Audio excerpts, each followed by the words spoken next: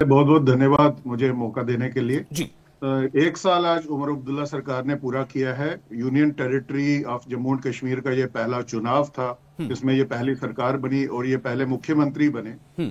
और इस एक साल में जो इनकी परफॉर्मेंस रही है, देखिए ये इलेक्ट हुए थे एक मैनिफेस्टो के तहत। जब लोगों ने इन पे विश्वास प्रकट किया, इनके मैनिफेस्टो में जो जो प्रोमिसेस किए गए, 12 गारंटियां दी गई कि ये पूरी की जाएंगी। उन 12 में से कितनी गारंटियां पूरी हुई हैं ये हम सबको पता है। और ये मैं अगर कहूं एक साल में ये सरकार ज्यादा थिएट्रिक्स में इन्होंने कंसंट्रेट किया rather than delivering it's promises.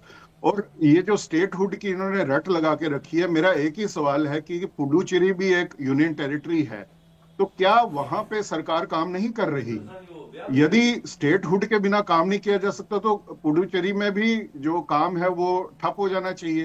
तो मुझे लगता है कि ये जो इंटेंशन है हमारी सरकार की, वो ज्यादा कन्फ्रंटेशन की तरफ फोकस्ड रही है rather than solving the matters. Youth की समस्याएं थी, अनएम्प्लॉयमेंट की, अनएड्रेस्ड। सिलेंडर दिए जाने थे फ्री, बिजली दिए जानी थी फ्री, वो बिल्कुल नहीं हुई पूरी। और ये भी मैं साथ में ऐड करूंगा कि ये एक मुश्किल वक्त जरूर था हमारी यूनियन टेरिटरी के लिए। पहले पहलगाम हुआ, सिंदूर ऑपरेशन सिंदूर हुआ, उसके बाद यहाँ पे बाढ़ आई, तो चैलेंजेस भी थे। लेकिन एक इंटेंशन की बात होती है, जो इन्होंने प्रोमिसेस किए, दे प्रॉमिस्ड सन एंड मून, ठीक है। ओके। विकास जी, मैं फर्स्ट बार का ले चुका हूं, मैं फिर आपके पास वापस लौटता हूं और अब मैं रुक करूंगा। हमारे साथ मौजूद है पीडीपी से ज़ुहैब यूसुफ मीर, पीडीपी से। ज़ुहैब, आपके बताना चाहता हूं, सरकार के कितने हाथ बंधे हैं या नहीं बंधे हैं ये एक अलग सवाल है, लेकिन इस बात से इनकार बिल्कुल नहीं है कि बहुत कम ऐसी चीजें हैं जो उनके अख्तियार में नहीं है और बहुत ज्यादा ऐसी चीजें जो उनके अख्तियार में हैं। और उससे बड़ी बात यह कि जब चुनाव मैदान में तमाम पार्टियां कूदी थी तो सबको ये पता था कि ये यूनियन टेरिटरी के लिए हम चुनाव लड़ने जा रहे हैं, न कि रियासत के लिए। Zuhaib, how do your party rate this 1 year? देखिए, this is a saga of disappointment, this is capitulation, pity and complete surrender of Omar Abdullah सरकार in front of the BJP. मैं आपको इसके पूरे एग्जांपल्स देता हूं। जैसे इलेक्शन हो रहा था तो उन्होंने सबसे एक, मैं ये अपनी बात नहीं कर रहा हूं, कोट कर रहा हूं। लेकिन ये फर्स्ट राउंड है, इसमें आप 1 मिनट के आसपास ही बोलेंगे। जी बोलिए, फिर मैं सेकंड राउंड में आऊंगा। हाँ, बस मैं 1 मिनट में सारा खत्म करूंगा। स्टार्टिंग नाउ, मैं एक मिनट में मैं खत्म करता हूं। हाँ। उन्होंने ये बात कही कि ये मीटर शीटर में सारे खत्म कर दूंगा, ये स्टार्ट मीटर मुझे सरकार में आना दो। आज look at the audacity of the person. वो ये कह रहे हैं कि आप प्रीपेड फोन तो चलाते हो, मेरे घर वाले प्रीपेड मीटर देते हैं, आपको भी देना चाहिए।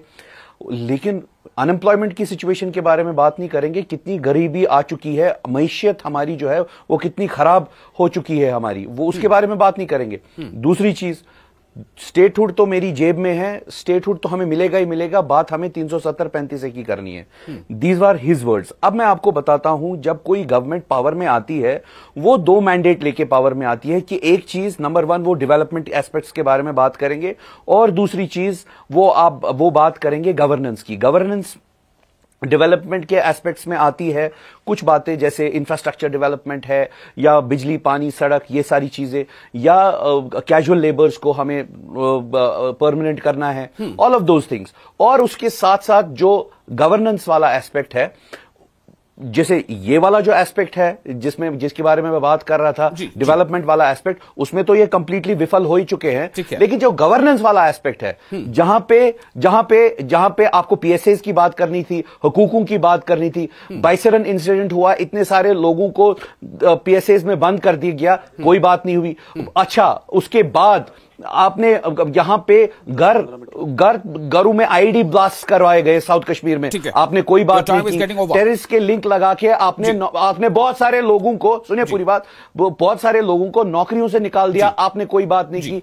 तो गवर्नेंस स्ट्रक्चर में जब आप देखेंगे गवर्नेंस, हमें पता है कि बहुत सारी चीजें लॉ एंड ऑर्डर के हिसाब से भी आपके हाथ में नहीं थे, लेकिन कम से कम आपको आवाज तो उठानी चाहिए थी। हमें आवाज तो उठानी चाहिए थी। यहां पर आप कह रहे हैं पीडीपी का मानना है कि आप आवाज उठाने में आवाज की, आरएस पठानिया हमारे साथ मौजूद है, बीजेपी के एमएलए है, स्पोक्सपर्सन है। पठानिया साहब, मैं फर्स्ट राउंड में चाहता हूं कि आप भी 1 मिनट के आसपास अपना फर्स्ट रिमार्क दे दे कि बीजेपी कैसे रेट करती है। हालांकि बहुत सारे सुबह से हम खबरें चला रहे हैं, हमने बयान भी चलाए हैं कई लोगों के, पर फिर भी मैं चाहता हूं कि इस डिबेट पर भी आप क्या कहेंगे इस बारे में। जी,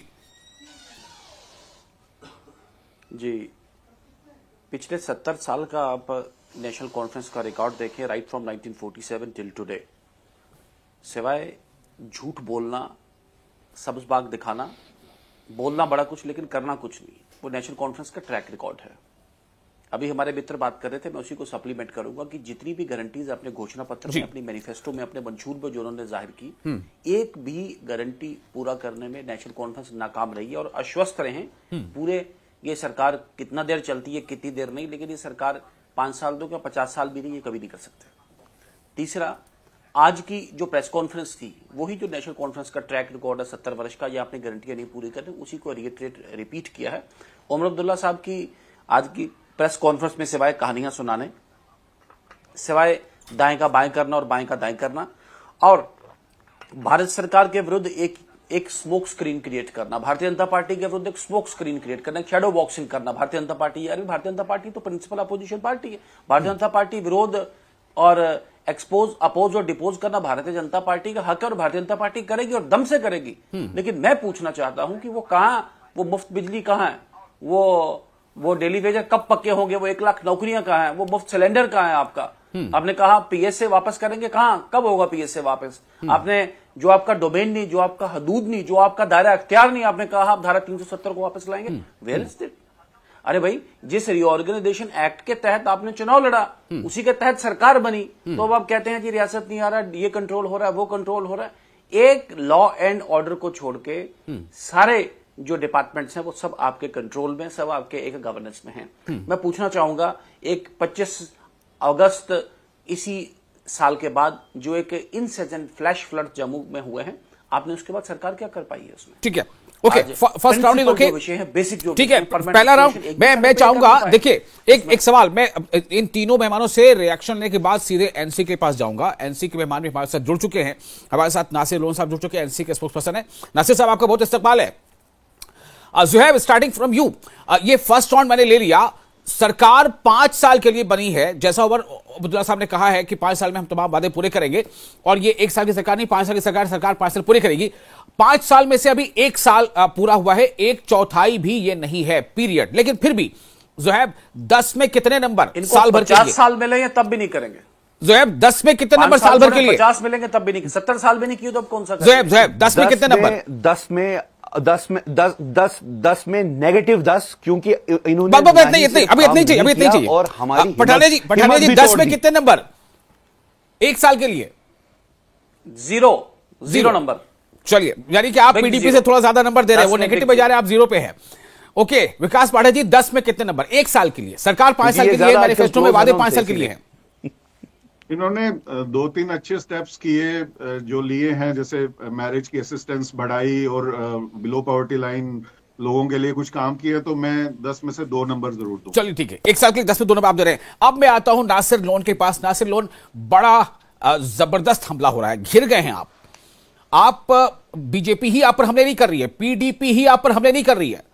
पीडीपी के ज़ुहैब साहब तो आपको नेगेटिव में नंबर दे रहे हैं, बीजेपी ने तो फिर भी 0 दिया आपको, नेगेटिव में नहीं गए वो। लेकिन सवाल यह है एनसी नासिर लोन साहब, आखिर इसका जवाब कैसे देंगे आप?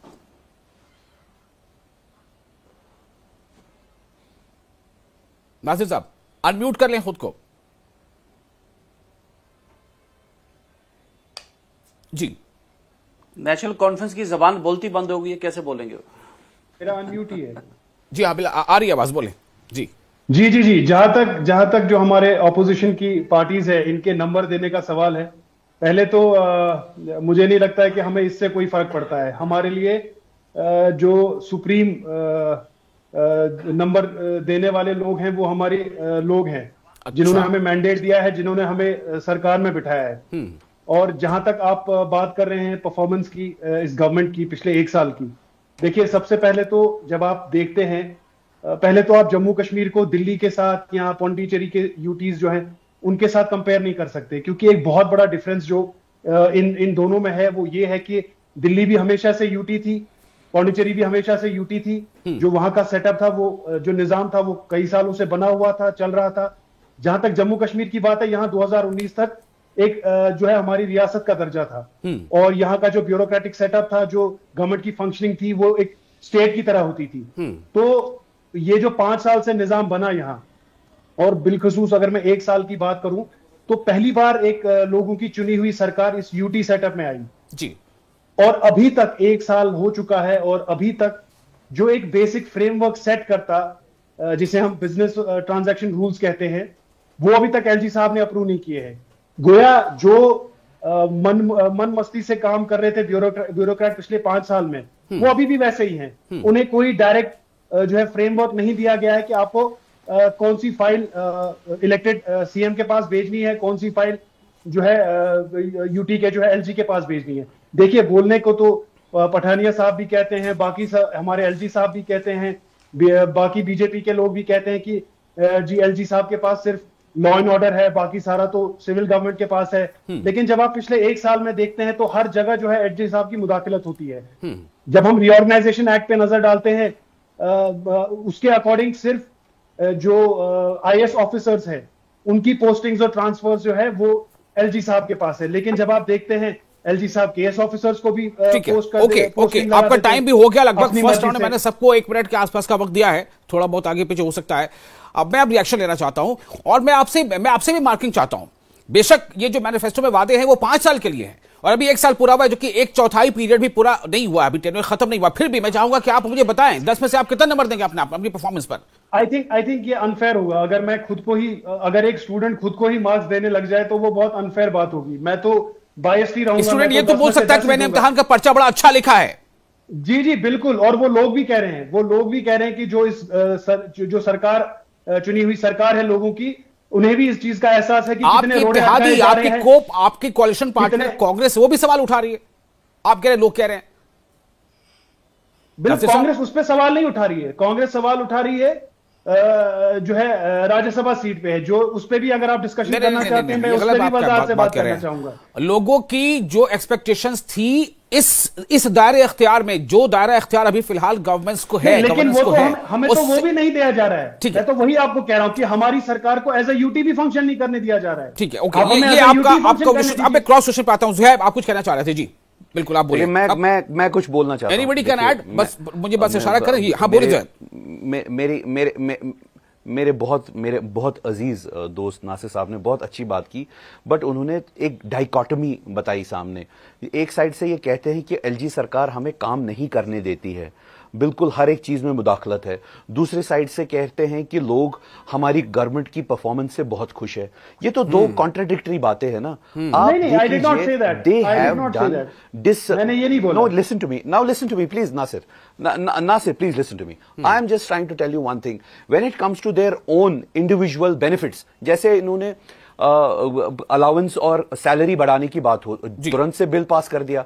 जैसे इन्होंने अपनी वो बड़ी बड़ी स्कॉर्पियोज और वो तमाशा वो सब किया, वो तुरंत कर दिया ऑर्डर पास। इसी तरीके से why are they lacklustre when it comes to casual labours? Why are they lacklustre when it comes to having a bill for the land rights of the people here? कितने सारे परेशानियां हुई है लोगों को। Why are they lacklustre to open their mouth? हाँ ठीक है, एलजी साहब ने आपके हर एक चीज में मुदाखलत किया, ठीक है, आपकी जबान पे भी क्या मुदाखलत की है? क्या आप जबान भी नहीं खोल रहे? आपकी बहुत अच्छी बॉन्ड होमी है और आप बहुत अच्छी तरीके से आपको जवाब देना तो दीजिए। बहुत अच्छी तरीके से आप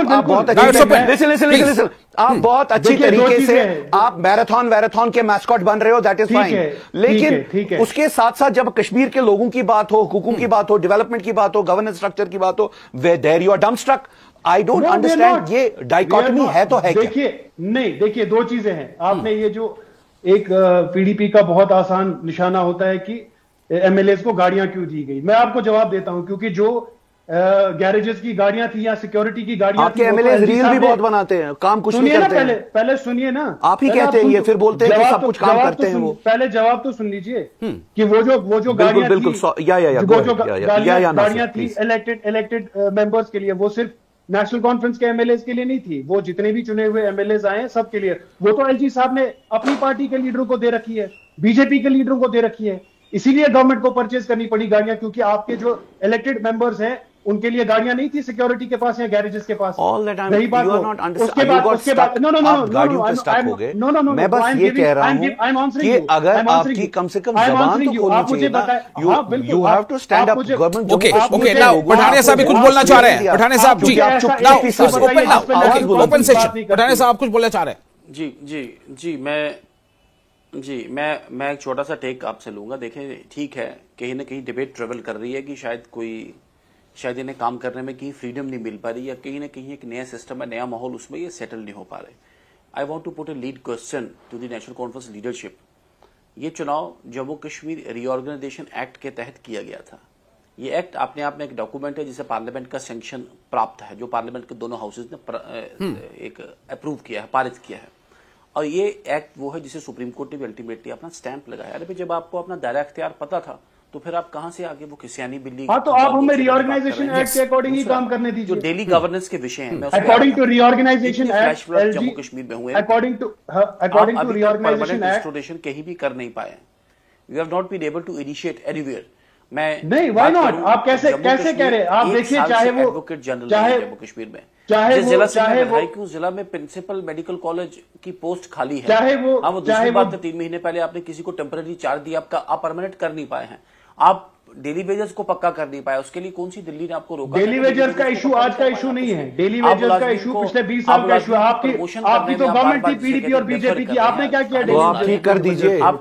जो आपने क्या किया? डेली आप ठीक कर दीजिए, आप उसमें वांट कर रहे हैं। एटलीस्ट ठीक कर दीजिए। पिछले 1 साल से भारत सरकार के सिर पे गवर्नमेंट आई है टू बेल द कैट, वो एक उन पे सर पे मरने वाली बात कर रहे हैं आप इसमें। और ये कभी एलजी साहब के साथ शैडो बॉक्सिंग करते हैं, कभी भारतीय जनता नहीं, शैडो बॉक्सिंग की बात नहीं है। आपने पठानिया साहब आपने बात की रीऑर्गेनाइजेशन एक्ट की। According to reorganisation act, honourable LG is only वैचारिक व्यवहारिक विषयों पे हम तो खुल के आपके विरुद्ध बात कर रहे हैं। आपको एक्सपोज करेंगे। आप जवाब तो सुनिए मेरा, आपकी डब्ल्यूसीटी को, आपकी जवाब तो सुनिए मेरा। एक्सपोज करेंगे। पठानिया साहब कह रहे हैं रीऑर्गेनाइजेशन एक्ट की बात कर रहे हैं। अगर आप मक्खन और मलाई वाली बातें लोगों को सुना के, लोगों के वोट टोपी दिखा के आपने लोगों को वोट तो ले लिए, लेकिन आप लोगों की एक्सपेक्टेशन जवाब ले लेते हैं। Yes Nasir, your answer. Pathania क्या कैजुअल लेबर बिल, क्या लैंड बिल, ये सारी बिल्स को आप पास करेंगे इस सेशन में, असेंबली के सेशन में? आपने क्वेश्चन सुन लिया जी, मैंडेट दिया आपको जी नासिर। देखिए, पहले तो पठानिया साहब क्या आप बिल्स पास करेंगे लेजिस्लेटिव असेंबली में इस बार? और बड़ी ये तो हद हो गई। You want support for Rajya Sabha? आप तो जवाब ही नहीं सुनना चाह रहे। दिन एक मोमेंट, एक आपने तो जवाब ही नहीं सुनना चाह रहे। या प्लीज गो अहेड नासिर।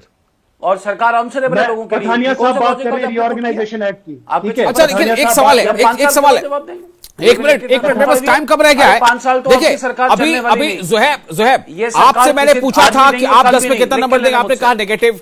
मैंने पठानिया से पूछा, उन्होंने कहा कि 0, लेकिन विकास पाठक जी से पूछा मैं 2 नंबर दूंगा। तो ये 10 में 2 नंबर अगर आ रहे तो कहां से आ रहे हैं? क्या ये पाठक जी को दिख रहा है, यानी नॉन पॉलिटिकल जो लोग हैं उनको दिख रहा है और पॉलिटिकल लोगों को नहीं दिख रहा है? इसका मतलब क्या है? इसलिए दिए क्योंकि नेशनल कॉन्फ्रेंस ने जम्मू कश्मीर के लोगों की हिम्मत भी तोड़ दी, इसीलिए मैंने नेगेटिव 10 दिए। कोई काम के लिए नहीं, नेगेटिव 10 हिम्मत तोड़ने के लिए दी, क्योंकि चुप्पी साधी तो उसने हिम्मत तोड़ दी। अगर ये मोनोलॉग होने वाला है तो फिर आप बोल दीजिए, मैं चुपचाप बैठ जाता हूं अपना माइक म्यूट करके। अगर ये जवाब सुनना चाहते हैं तो मेरी बात भी सुन लें। चलिए जल्दी से नासिर, जल्दी। पठानिया साहब बात कर रहे हैं रीऑर्गेनाइजेशन एक्ट की। उसी रीऑर्गेनाइजेशन एक्ट में वाजिया तौर पे लिखा गया था कि बिजनेस ट्रांजैक्शन रूल्स आएंगे और एक फ्रेमवर्क सेट होगा कि यूटी की एडमिनिस्ट्रेशन, जो इलेक्टेड गवर्नमेंट है, वो कैसे फंक्शन करेगी और जो ऑनरेबल एलजी है उनका क्या दायरा इख्तियार रहेगा। वो अभी तक एलजी साहब लेके बैठे हुए हैं, उन्होंने वापस पास करके नहीं भेजी है। उसके बाद उसमें क्लियरली स्टेटेड था कि एलजी साहब सिर्फ पोस्टिंग्स करेंगे आईएएस ऑफिसर्स की। आप 2 दिन पहले उठा के देख लीजिए, एक केएस ऑफिसर को जो है एलजी ने जो है वो पोस्टिंग दी है। उससे पहले उन्होंने एसडीएम्स की पोस्टिंग की, एडीसीज की पोस्टिंग की।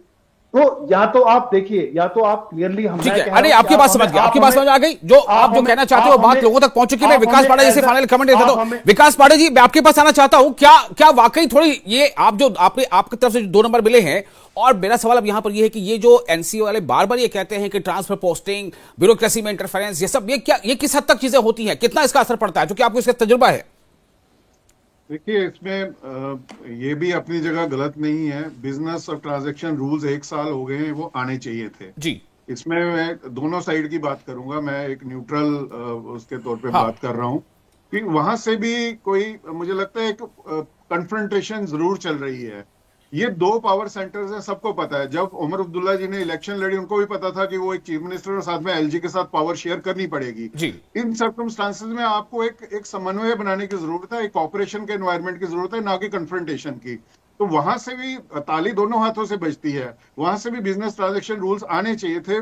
Things should be made clear. और जहां तक स्टेटहुड की बात है, एक चीज क्लियर कर देनी चाहिए कि 2029 तक स्टेटहुड नहीं मिलने वाली, ये सेंटर को भी क्लियर कर देना चाहिए। Let it function as UT, और यूटी की गवर्नेंस तो कम से कम हो। As a voter I am feeling betrayed. मैंने वोट डाला, मैंने सरकार चुनी, और वो सरकार डिलीवर नहीं कर पा रही है। क्या कारण है, क्या नहीं है? At the end of day, me as a voter and public of Jammu and Kashmir is suffering. तो ये खत्म होना चाहिए, चाहे वो दिल्ली की तरफ से, एलजी साहब की तरफ से। बहुत गंभीर बात यह है कि जो अभी पठानिया साहब ने कहा, जो विकास पाठा जी कह रहे हैं कि एक तो ये कि कन्फ्रंटेशन से नहीं, कोऑपरेशन से काम चल सकता है, इससे जम्मू कश्मीर के अवाम का भला होगा। दूसरा ये जवाब देना चाहूंगा विकास साहब का जल्दी से, लेकिन समय वक्त बहुत कम रहेगा नासिर। बिल्कुल मुख्तसर। आप देखिए, पिछले 1 साल से ऑपोजिशन जो हमारी पार्टियां हैं, खासतौर पे पीडीपी, उनका सबसे बड़ा प्रॉब्लम यही रहा है कि हम लोगों ने जो है कोशिश की सिंसियरली कि एक वर्किंग रिलेशनशिप रहे हमारे और दिल्ली की हुकूमत के बीच में। उसके लिए मतलब it has come at a political cost कि जहां हमें क्रिटिसाइज किया जा रहा है इसके लिए, और हमने सिंसियरली कोशिश की कि एक वर्किंग रिलेशनशिप रहे between the union government of Delhi. ठीक है, बात क्या है ना, सियासत है, सभी को सियासत करनी है, सिर्फ आपको नहीं। आप क्या करेंगे सियासत, आप कैसे जनता तक पैगाम पहुंचाएंगे, ये आपका काम है। पीडीपी सियासत कैसे करेगी, वो क्या नैरेटिव बनाएगी, वो पीडीपी का काम है। ये तो आपको समझ रहे हैं ना कि आवाम के आप कैसे जवाब देंगे, क्या जवाब देंगे, ये तो आपको तय करना है। लेकिन पीडीपी का जो इल्जाम वो ये है कि आपने लोगों की हिम्मत तोड़ दी है। विकास पाठा जी कह रहे हैं कि कन्फ्रंटेशन से काम नहीं चलेगा, कॉर्पोरेशन से काम चलेगा। चलिए, बहुत शुक्रिया तमाम लोगों का इस खास मौजू पर अपनी बात रखने के लिए।